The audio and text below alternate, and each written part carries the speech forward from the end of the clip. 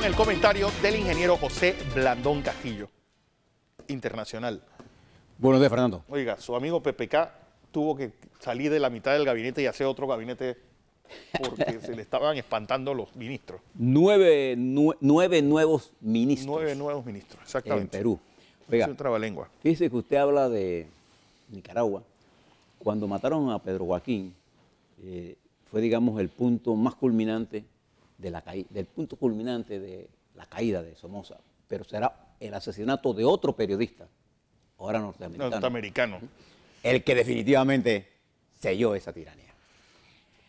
Pero bueno, le quiero advertir que en Honduras hubo un terremoto de 7.5 en el lado del Atlántico de Honduras, que ha afectado a Guatemala, se sintió en Costa Rica. No hay alerta de tsunami para Panamá tampoco, no hay efectos en eso, pero SINAPRO, que está pendiente de lo que está ocurriendo, le reitero, preste atención a lo que digan las autoridades al respecto. Ahora que hablamos un poco de España, hace unos minutos el New York Times, en uno de sus adelantos de noticias, informa que de la reunión que se desarrolló en Bruselas ayer, hoy se hizo público en Madrid, acuérdense que allá es mediodía, que los partidos independentistas han decidido ir en coalición y postular, adivina quién. A Carles Puigdemont como presidente de la Generalitat. Y esto pone el juego en el punto de partida de hace varios meses. Con una variante ahora, que tanto el Partido Popular, el Partido Social, el PSOE y el Partido Podemos tendrán que reevaluar su posición con respecto a lo que venga ante la posición dura que ha adoptado Rajoy, el presidente del PP, y Ciudadanos, que ganó la mayoría relativa de diputados, pero que no ganó mayoría para poder gobernar. Digo, la cosa es si ese estado llamado Tabarnia irá a funcionar, porque todos los catalanes no independentistas, los partidos catalanistas no independentistas dicen, bueno, si quieren sesionar Cataluña, que sea nada más la parte donde ganó Junts por el Sí o el partido de izquierda republicana, y dejar dentro de Tabarnia, que sería como se llamaría esa Cataluña pro-española, pues la mitad de la población, más de la mitad de la población. Vamos a ver, esto es una crisis en desarrollo, y pasamos de esa crisis en desarrollo a otra, Perú. Lo que acabábamos de decir, el presidente de Perú, Pedro Pablo Kuczynski, se encuentra acosado por las decisiones de haber de darle un indulto a Fujimori, que lo logró con el apoyo del Fujimorato. Y ahora reestructura su gobierno, y dentro de ello hay 2 ministros del APRA que no le pidieron permiso a su partido y ya hoy amanecen expulsados del partido, en lo que este guiño de PPK se quedó en eso, en un guiño. Fundado por... Pero Perú sigue en una crisis en donde todavía la dirigencia política no entiende los riesgos en que está. Pero quiero recordarles que hoy, siendo 10 de enero, la lucha nuestra contra los Estados Unidos continúa. Hoy se desplazó a Colón. En el año 64, los acontecimientos que enlutecieron la ciudad capital se trasladan la confrontación hacia Colón. Pero hoy, como le señalaba Fernando, una de las grandes decisiones que toma ese presidente que se creció ante la historia, don Echeverri, rompe relaciones con los Estados Unidos en un momento en que era como una especie de sacrilegio que alguien rompiera relaciones diplomáticas con los Estados Unidos. Bueno, nosotros lo hicimos y no se vendrán a restablecer sino hasta abril. 5 de abril. De 1964, exactamente para el día. Y se toma esa fecha porque don Mike Moreno cumplía 50 años ese día. Y fíjese qué cosa más curiosa, para que usted vea cómo ha avanzado nuestro país. Ayer, precisamente en una cadena de Bloomberg, que es una de las puntas de lanza de las noticias financieras, se coloca esta noticia sobre Panamá. Y las traigo porque le voy a hablar sobre ello a la vuelta cuando veamos los problemas internos. Bloomberg se pregunta, ¿quién cree usted que es el país de América Latina que tiene la mejor capacidad de endeudarse? O la mejor situación financiera. ¿Chile? No. ¿México? No. ¿Colombia o Perú? No. es el pequeño gigante de la región latinoamericana, Panamá.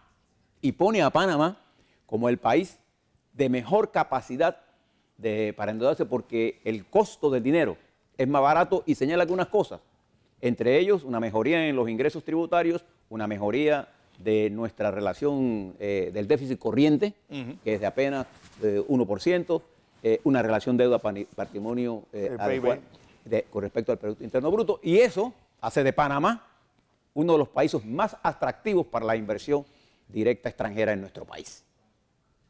Estaba ayer en los Estados Unidos, cuando en el 64, ayer estábamos nosotros en los Estados Unidos en una confrontación abierta con el ejército más poderoso. Cosas de la vida. Cosas de la vida. Pero en los Estados Unidos, continuando con esto, fíjese lo que le voy a decir, y los panameños debemos tomar conciencia de esto. El presidente de los Estados Unidos toma la decisión de declarar finalizado el estatus especial para más de 250,000 salvadoreños que deberán abandonar el país en una fecha preestablecida ya. ¿Y por qué eso es importante? Porque esas decenas de miles que deberían salir de los Estados Unidos deberán regresar a Salvador. Pero ellos no están acostumbrados a vivir en Salvador. Los Estados Unidos alega que la situación en El Salvador ha mejorado sustancialmente. Pero hoy Salvador, San Salvador, es una de las ciudades más peligrosas del mundo. Digo, además que no olvidemos que una decisión así con Honduras fue lo que provocó que existieran las maras hoy día. ¿Y cuál es el peligro para nosotros? Que esa gente va a encontrar en Panamá su refugio más interesante después de los Estados Unidos. Entonces nosotros, dice lo que les advierto, debemos reforzar y definir nuestra política migratoria con respecto a esta nueva ola de desalojo de los Estados Unidos hacia la región. Y debemos definirla ya.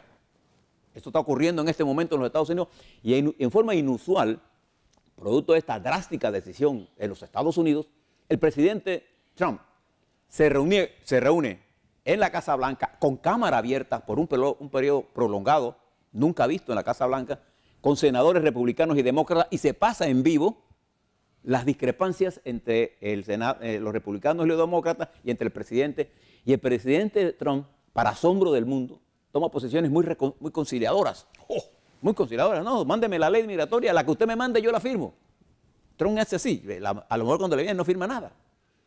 Pero expresa un poco la recogida que hace con respecto a la decisión que toma de expulsar a estas decenas de miles de salvadoreños del territorio norteamericano, porque ellos, los Estados Unidos, los consideran ellos, a las maras salvadoreñas, parte importante de los niveles de riesgo que hay en ciudades importantes de los Estados Unidos, y es por ello que Panamá debe estar atenta a estas decisiones que están ocurriendo y tener una política migratoria muy clara. Es que no solamente eso, sino que no olvidemos que el principal ingreso del PIB en El Salvador son las remesas que mandan estos 250,000 salvadoreños a sus congéneres, paisanos, familiares a El Salvador. Bueno, son más porque esta es la que va a salir. Sí, estos son los que van a salir. Los que están legalizados suman más de 1 millón, pero estos que van a salir son los que están ilegalmente. Y créame que van a crear un problema en América Central. Rápidamente, se espera hoy, bueno, uno de los asesores importantes del señor Steve Bannon, bueno, que era asesor, bueno, salió hasta de la cadena de la derecha donde él era director, la presión de los magnates dueños de esa cadena lo sacaron. ¿Sabe por qué? Porque el gobierno de Trump ha favorecido enormemente al capital financiero de los Estados Unidos con ganancias extraordinarias que se están registrando como nunca en la vida y que ahora van a recibir más con la reforma tributaria. En Inglaterra, la señora primera ministra intenta reestructurar su gabinete para ir a las elecciones, y la señora Merkel en Alemania ahora espera que en la mañana de hoy o a más tardar el viernes tenga formado un gobierno de coalición para enfrentar los grandes problemas que se están dando en el mundo, y particularmente la necesidad de reafirmar el liderazgo de Alemania en el mundo. A la vuelta, vamos a ver las consecuencias de las cosas que pasaron ayer y ponérselas un poco en perspectiva para ver qué lecciones aprendemos todos. Comentarios políticos nacionales del ingeniero José Blandón Castillo. Fernando, estimados televidentes, lo primero que debiera hacer es expresar mis condolencias a la familia Donoso. Donoso Castillero. O Donoso Castillero, por la desaparición física de ese gran ingeniero agrónomo panameño Max Donoso, padre de nuestro compañero Iván Donoso. Iván Donoso. Y decirle que el ingeniero Donoso, Max Donoso, fue jefe mío cuando yo recién egresé de la universidad, cuando era ministro en ese momento del Ministerio de Agricultura, Comercio e Industria, porque así se llamaba antes, el profesor Rubén Darío Carles. De manera que mi expresión de solidaridad para la familia Donoso Castillero y mi eterno recuerdo a un gran profesional del sector agropecuario que a los 90 y tantos años, un hombre que vivió suficiente y que se lleva con él una parte de nuestra historia. Pero solo mueren a los que nosotros olvidamos. Así es. Si no los olvidamos, jamás mueren. Yo quisiera hacerle unas reflexiones sobre lo que ocurrió en el día de ayer. No solamente por la marcha de la corrupción, sino por todos los actos. Y la primera cosa que debo decir es que soy enemigo, rechazo la descalificación de quien sea que impulse cualquier acción de carácter social, político. No es mi trabajo, no es mi talante estar aquí descalificando a nadie. De manera que ni tampoco decir si eran 1.000, 2.000, 3.000, 4.000, 6.000 las personas que asistieron. Para mí, la movilización de ayer, en términos globales, de lo que pasó con respecto al 9 de enero y lo que pasó por el grupo que impulsó la manifestación anticorrupción, es una expresión de la movilidad que comienza a sentir el país en un proceso que tiene por raíces políticas de cara a las próximas elecciones del año 2019. De manera que saludo las iniciativas de críticas, las iniciativas de movilización, saludo esos esfuerzos y planteo que ojalá se conviertan en verdaderos movimientos que tiendan a entender con claridad qué es lo que ha madurado en el seno de la sociedad panameña. De manera que expreso incluso mi satisfacción que el 9 de enero de ayer tuvo más debate que los 9 de enero de muchos años. De los últimos 50 años, por lo menos. Y que nuestra juventud debiera aprender, leyendo la historia, de cómo se construyó ese movimiento que dio como resultado lo que pasó el 31 de diciembre al mediodía del año de 1999. Entonces, porque los movimientos no surgen por esa espontaneidad que ustedes están viendo en las pantallas en este momento.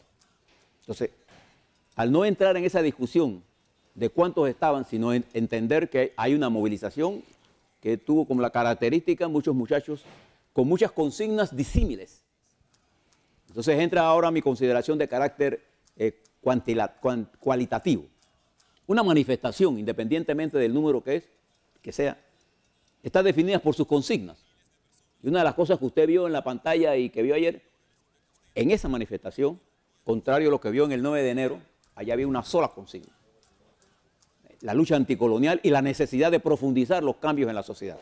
Allí estos muchachos estaban allí con múltiples consignas e incluso consignas peligrosas desde el punto de vista de la democracia, porque la democracia no se fortalece con consignas fascistoides. La democracia se construye, se fortalece con más democracia. Por ejemplo, decir que los abogados que defienden a los corruptos, a los asesinos, a lo que sea, hay que aplicar la muerte civil, es una consigna fascista. ¿Por qué? Porque en una sociedad democrática, todos los hombres y mujeres que habitan en esta nación, panameños o extranjeros, tienen el derecho a un abogado. Y el profesional del derecho que asista a alguien en un acto, por haber sido acusado de un acto de corrupción o un acto criminal, cualquiera sea el delito que haya cometido, está ejerciendo la profesión. Es como decirle a un médico que no atienda a un corrupto o a un asesino o a un enemigo suyo. No, eso no es posible. Entonces, entiendo esta marcha como una marcha heterogénea, una marcha donde había expresión e incluso oportunista de gente que, siendo partícipe de gobiernos que están catalogados como gobiernos que impulsaron la corrupción, estaban ahí presentes. Entonces, ¿cuál va a ser el futuro de ese grupo? No sé. Ojalá tengan la capacidad de organizar un movimiento, eso sí, con una mayor capacidad de entender lo que ha madurado en el seno de la sociedad panameña. Dicho esto, quiero explicarle algunas cosas que se desprenden de las cosas que están ocurriendo. Esa es una de ellas. En nuestro país, y el 9 de enero es una expresión de ello también, y las luchas generacionales nuestras son una expresión de ello, Fernando, todos los movimientos políticos de transformación que jalonaron y han jalonado la conciencia nacional han sido dirigidos por la clase media panameña. Desde la época inicial de la República, nuestros intelectuales, nuestros profesionales, nuestros artistas, nuestros escritores, nuestros ideólogos, los liberales, los conservadores, impulsaron desde una posición de clase media las reformas que este país obtuvo. Voy a utilizar el periodo de los años 45 a finales de los 50. Todo el movimiento que se impulsó sobre ese periodo, particularmente el movimiento que se dirigió contra la expansión de las bases militares norteamericanas en Panamá, fue impulsado por una gran clase media intelectual panameña que asumirá las riendas del movimiento después de los trágicos incidentes del 9 de enero. Hombres de gran calidad, incluso el propio presidente Chari. A pesar de ser un hombre cuyos negocios estaban vinculados a Estados Unidos, él era un industrial panameño de esa burguesía nacional industrial progresista que impulsó el desarrollo nacional y que dio origen a la formación de intelectuales que junto a David Zamudio, por ejemplo, formaron el gran núcleo de intelectuales que dirigieron los procesos de planificación del Estado panameño durante el liberalismo del señor Chiari y durante la época del general Torrijos, con Barletta a la cabeza, que era un discípulo de la escuela liberal, hablo de Nicolás Barletta, Nicolás Jarrito Barletta, un discípulo de la escuela formada en esa dirección de planificación que dirigía ese gran ingeniero que fue David Zamudio.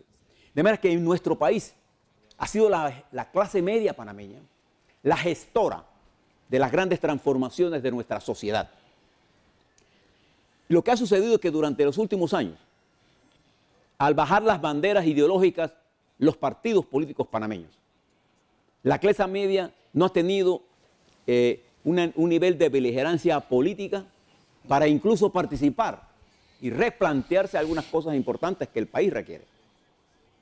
Entonces, la espontaneidad, el radicalismo muy característico de la pequeña burguesía, de tener posiciones pensadas y que si yo pienso de esta forma y tú no piensas igual que yo, tú eres un traidor. O sea, este radicalismo, digamos, de ideas produce un aislamiento de los grupos y no es sino la clase media con su capacidad intelectual, profesional, de entender lo que está madurando, lo que ha madurado en la sociedad panameña, la que ha impulsado las transformaciones y lo que ha hecho estable la República de Panamá. Entonces, si usted observa, Fernando, la inteligencia política del PRD, del Partido Panameñista, del Cambio Democrático, del Molirena, del Partido Popular, está en la clase media que forma esos partidos políticos. Pero el PRD ha claudicado sus banderas, las ha entregado. El Partido Panameñista ha quedado al margen del gobierno de Varela. El presidente Varela no ha utilizado la plataforma de su partido porque él, presidente Varela, tiene en su mente la concepción de que él ganó la presidencia, él, no su partido. Y el Partido Panameñista bajó las banderas del nacionalismo que impulsó al Nufuaria para dejar ser de lado de una gestión en donde el panameñismo, que tiene muchas cosas que aportar al país, tendrá que, si quiere seguir en esta lucha, asumir una identidad ideológica, igual que el PRD. Y ese reto se le plantea a Cambio Democrático en la coyuntura del 21 de enero. Cambio Democrático deberá no solamente consolidar su liderazgo quien quiera que gane las elecciones, y ya hay tendencias sobre eso, vamos a hablar sobre ese proceso en las próximas semanas, pero quien quiera que gane las elecciones en cambio democrático tendrá que consolidar ese partido como una expresión de programática e ideológica de las cosas que han madurado en el país. Porque hasta ahora los que impulsan los grupos independientes, individuales, que intentan captar la energía creadora que se genera en el pueblo producto de sus insatisfacciones, lo hacen sobre posiciones radicales sin entender lo que ha madurado en el país. Y entonces lo hacen negando las cosas positivas que hemos construido a lo largo de nuestra historia. Panamá, el Panamá de hoy, no es un Panamá de frustraciones. El Panamá que hoy nosotros tenemos es el Panamá de una sola bandera, de un solo territorio, sin colonialismo, con un canal en manos nuestras, con un canal ampliado en manos nuestras. Y escuché al presidente del Colegio de Abogados decir una cosa como esta, que los ingresos del canal nosotros no sabemos dónde van. Claro que sabemos dónde van. ¿Y cómo se han hecho las construcciones de nuestras infraestructuras? A ver, ¿cómo hemos logrado mantener un nivel de crecimiento de la velocidad de los últimos 3 quinquenios? ¿Cómo hemos logrado tener grado de inversión? ¿Cómo hemos logrado esto que le leí esta mañana, de convertir a nuestro país en el sitio ideal para la inversión estratégica internacional? ¿Cómo hemos logrado desarrollar un centro bancario mucho más fuerte, mucho más transparente que los centros bancarios de otros países que nos atacan a nosotros de falta de transparencia? Claro que ha madurado en el seno de la sociedad panameña la necesidad de lograr mayor equidad. Pero esa equidad no se va a lograr con consignas de carácter depredadores. O sea, cuando nosotros hablamos de la destrucción, de no deje que este funcione más, no deje que este invierta más, ese carácter predator que tiene el ciudadano latinoamericano. Fíjese en los países desarrollados cómo resuelven estos problemas de corrupción. A ver, en los Estados Unidos, en Alemania, en países como Suiza, Austria, las empresas que se ven sorprendidas en actos de corrupción son sancionadas, son multadas y siguen trabajando. Nosotros queremos destruirlas. Les advierto a todos los que están diciendo esto.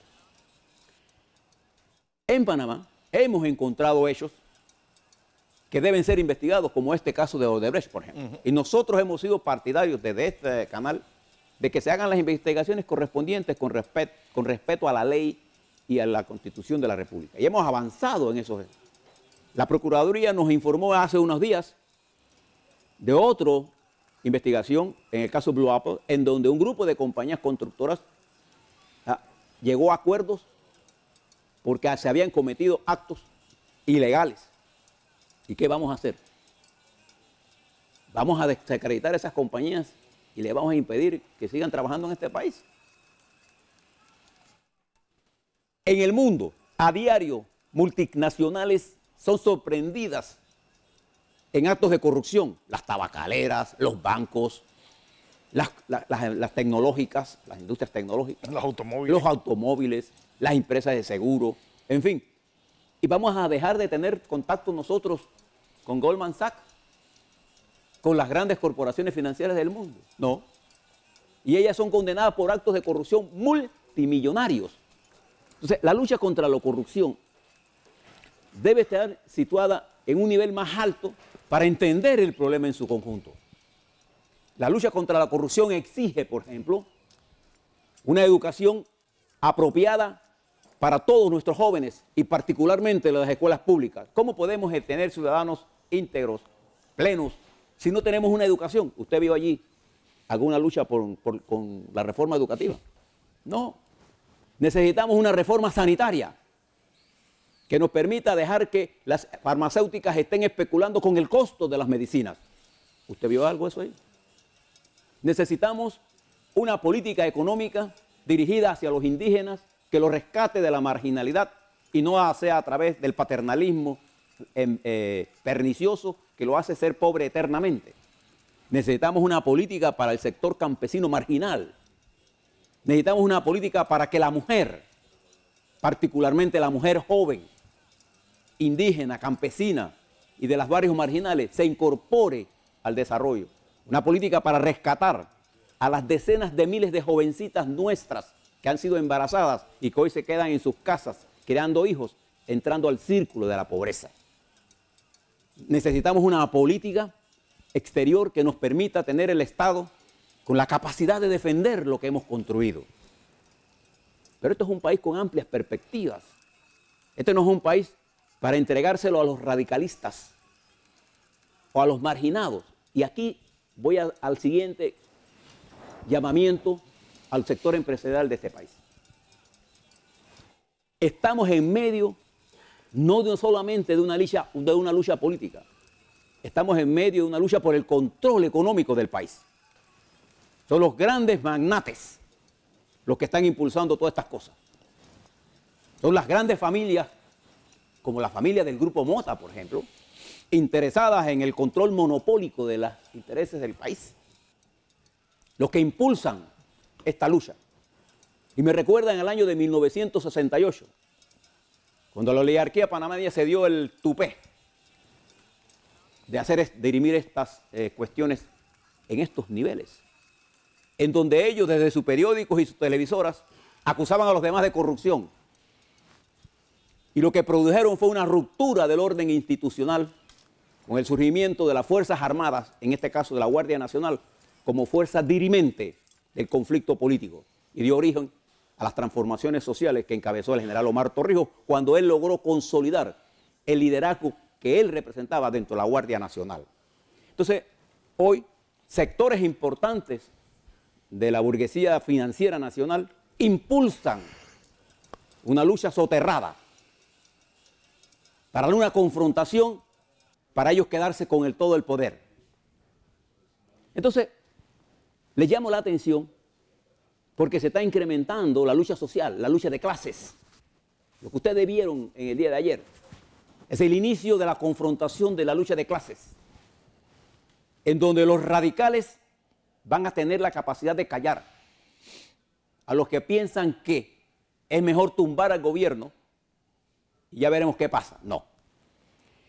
La clase media panameña, la que ha dirigido, la que ha logrado, la que ha impulsado las transformaciones, con una cultura de diálogo, con una cultura de conocimientos, debe impulsar los nuevos cambios que la sociedad requiere en el marco institucional. Debe impulsar los cambios en la reforma de la Constitución para dotarnos de una nueva carta política que permita una asamblea con mayor participación, que permita un órgano judicial independiente, que permita de quitarle tanto poder al presidente y que no se crea un rey, sino que sea eso, un mandatario cuyo único deber es seguir lo que el pueblo desea que se haga y lograr una sociedad participativa en donde nuestros jóvenes y rescatar a esos decenas de miles de jóvenes nuestros que hoy no están en las escuelas y que van a parquear a cualquier lado.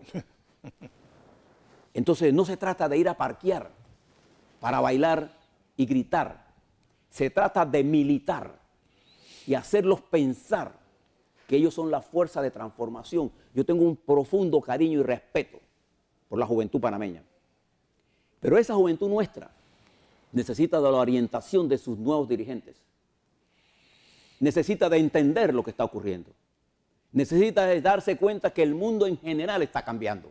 Así como está cambiando el clima, está cambiando la nueva correlación de fuerzas en el mundo. Y nosotros tenemos una nación que tiene miles de cosas buenas y miles de cosas malas. Pero en términos generales, nuestra república tiene una perspectiva positiva hacia su desarrollo. Todo va a depender de cómo queramos enfrentar el desarrollo. Si lo queremos enfrentar para eliminar las causas de conflicto social, como en el 64, la causa de conflicto que impidió nuestro desarrollo era la existencia del enclave colonial. Una vez que sacamos esa estaca A partir del año 2000, la República ha crecido como un río revuelto y brutal hacia adelante, pero no ha sabido repartir en forma equitativa la riqueza. Ese es el trabajo que tenemos, hombre. No es el trabajo de la destrucción de nosotros mismos, por nosotros mismos, para después quejarnos. No, es el trabajo de poder encauzar el río y en vez de hacerlo un río revuelto y brutal, como son nuestros ríos en las vertientes nuestras, cuando llueve mucho, convertirlos en un Danubio para poder hacerles de paz y de progreso. Les dejo estas reflexiones porque está girando todo en función ahora a que ha nacido una nueva cosa. No, hay en el proceso, los procesos sociales son acumulativos, nada pasa espontáneamente.